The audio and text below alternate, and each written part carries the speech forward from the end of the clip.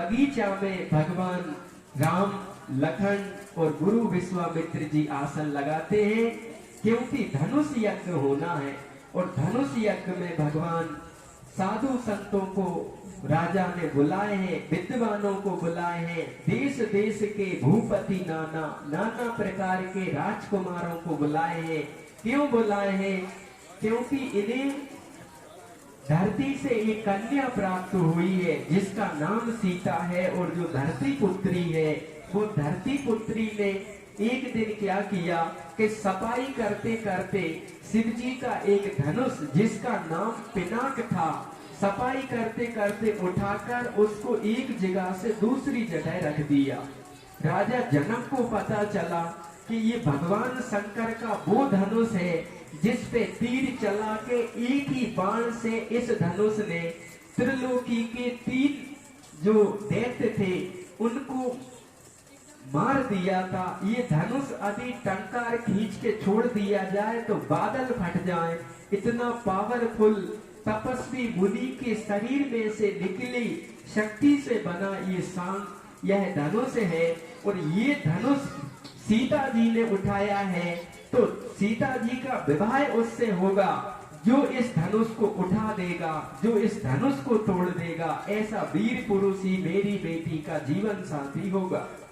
ये विचार राजा जनक जी ने किया है और देश देश के भूपति को उन्होंने आमंत्रण पत्र भिजवाया। और उनमें गुरु महाराज को सतानंद जी भी हैं जो कुल गुरु है राजा जनक के, और गुरुदेव विश्वामित्र जी भी हैं जो कि उस समय के महान तपस्वी क्षत्रिय संत थे, परंतु क्षत्रिय से ब्राह्मण बन गए, वो ब्रह्म ऋषि कहला गए। क्यों?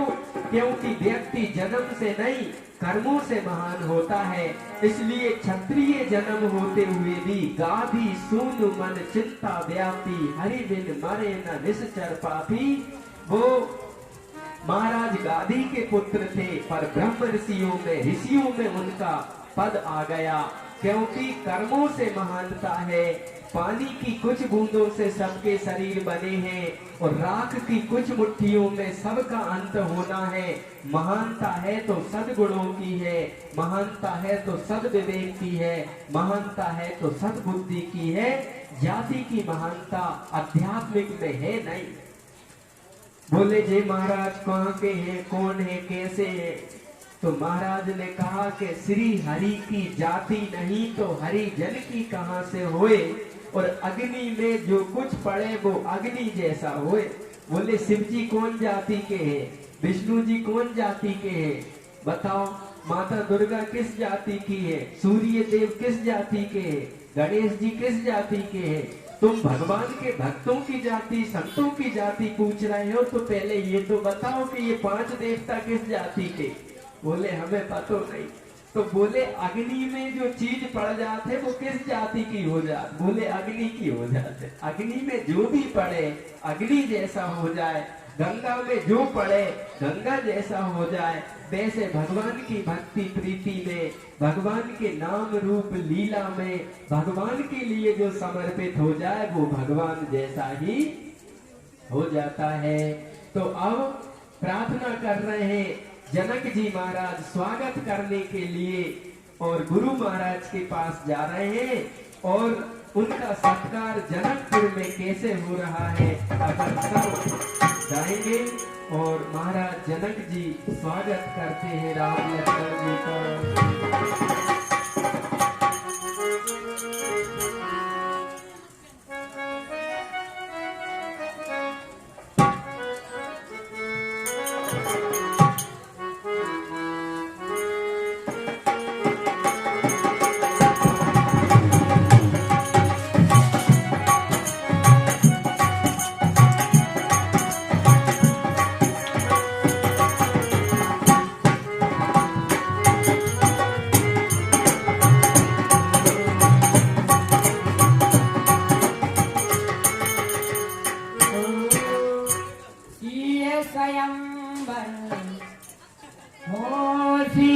स्वयंवर देखियो जाई इसका ये धोती भराई। राम जय राम जय जय राम श्री राम जय राम जय जय राम श्री राम जय राम जय जय राम सिय स्वयंवर देखिए जाई इसका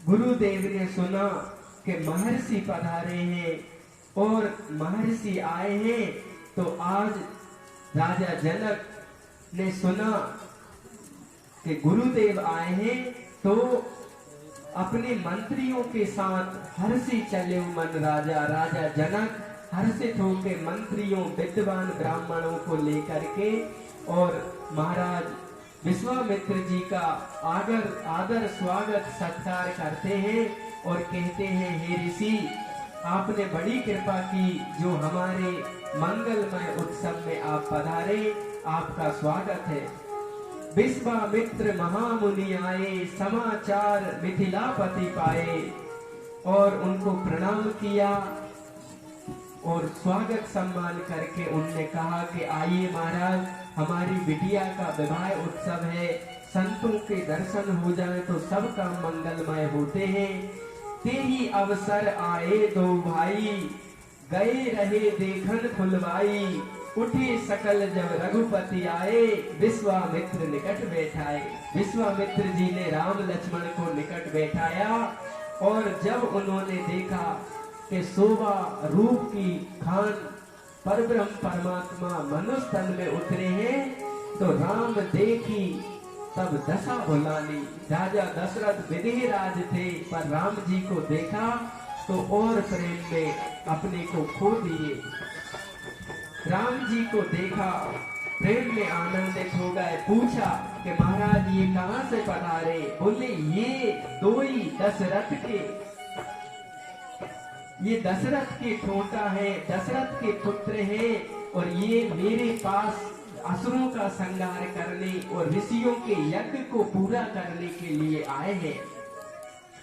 बड़े सम्मान से राजा जनक ने अभिवादन सत्कार किया है और उनको लेकर के धनुष यज्ञ में पहुंचे हैं। धनुष यज्ञ में एक सुंदर सिंहासन पे महाराज विश्वामित्र पधारे, उनके पास में राम लखन बैठे हैं, सतानंद जी बैठे हैं, माता सुनयना सीता मैया, उनकी सखियां और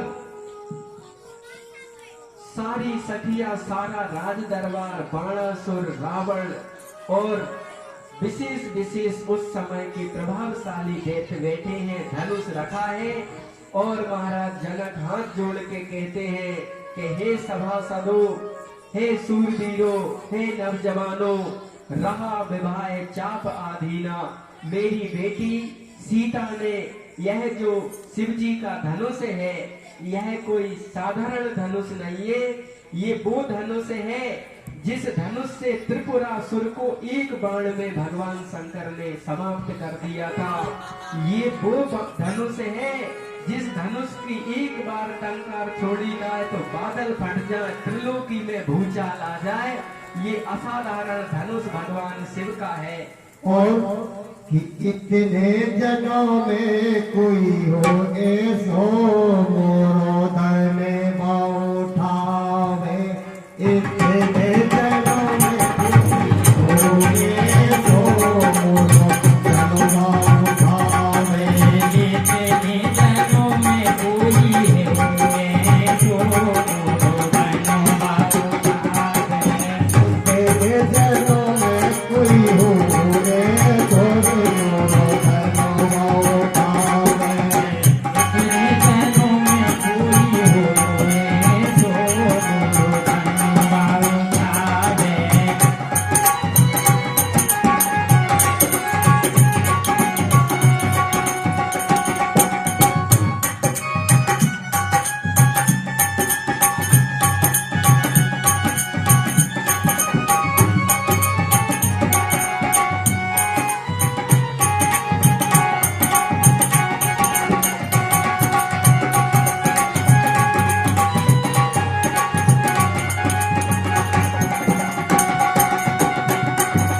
धनो बाओ खावे मोरी सिया को बिहावे, धनो बाओ खावे मोरी सिया को बिहावे, धनु बाऊ गावे, सिया को बिहावे। देश देश के महिमा को देख मेरा दिया भगवान। देश में कोई हो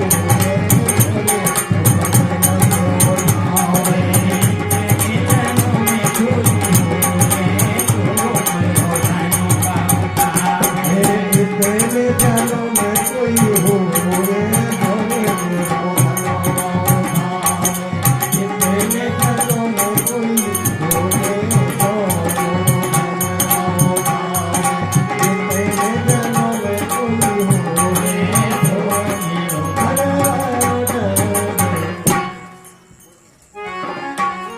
महाराज जनक ने कही कि सारे राजकुमार आए हैं, इतने में कोई है जो ये धनुष को उठा दे।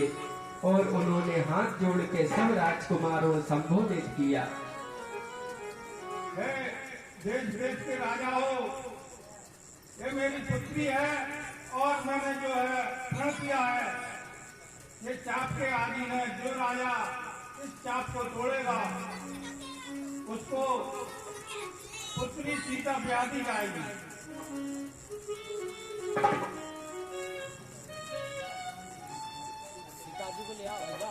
यह जो धनुष है, यह धनुष कैसा है? एक ऋषि थे जिनका नाम था कणव। ऋषि कणव ने तपस्या की ठानी कि मनुष्य शरीर भजन करने मिला है। यह शरीर और कोई काम का नहीं है, इससे एकमात्र भजन हो सकता है या भगवान की बनाई दुनिया में नेकी भलाई हो सकती है। बकाया ब्याह की सोचे तो हमसे ज्यादा ब्याह कुत्ता सुगरा बुकरा बुकरिया ब्याह कर लेते, बच्चे पैदा कर लेते। खाने के लिए भी शरीर नहीं है, क्योंकि हमसे ज्यादा तो भैंसे खा लेते, हाथी खा लेते, बुकरा बुकरिया खा लेते। खाने के लिए शरीर नहीं है। और जीवन में मकान बना लिया, सोफा सेट फर्नीचर बना लिए, इसलिए भी शरीर नहीं है। क्योंकि जो आनंद हमें सोफा सेट पे आता है, उससे ज्यादा आनंद घूरे पे गधा को आता है। दोनों एक ही बात है, घूरे में लौट लो, उसे जो मजा आता है वो हमें सोफा पे बैठने पे आता है। गधा को सोफा पे बिठा रो तो बाय टेंशन हो जाएगी, और इंसान को घोड़े पे बिठा रो तो टेंशन हो जाए। पर सुख दोनों का एक है। रात्रि में वीआईपी सो गया, प्रधानमंत्री जी मुख्यमंत्री जी सो गए, तो भी वही सुख वही नींद है। और पेपर बिछा के दिल्ली बंबई की सड़कों पे कोई गरीब लौट गया, नींद में भी वो वही सुख को प्राप्त होगा जो प्रधानमंत्री जी मुख्यमंत्री जी को मिलेगा।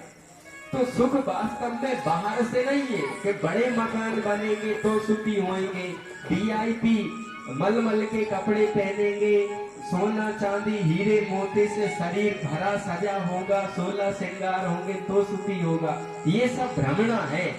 जैसे कोई गधा पे मिट्टी लाते तो बाय फर्क नहीं है, वो बाय ऐसे ही लगू दिए मारो तो बाय फर्क नहीं है। तो गधा सो गधा, लगा सो लगा।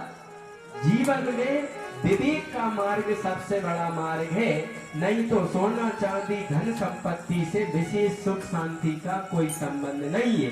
केवल यहाँ से संबंध है सारा। आप में विवेक है तो आप सुखी हो, और आप पे विवेक नहीं है तो आप माया के चौकीदार हो, पहरेदार हो, और दो नंबर के जो आदमी काम करता है वो हमने करा है।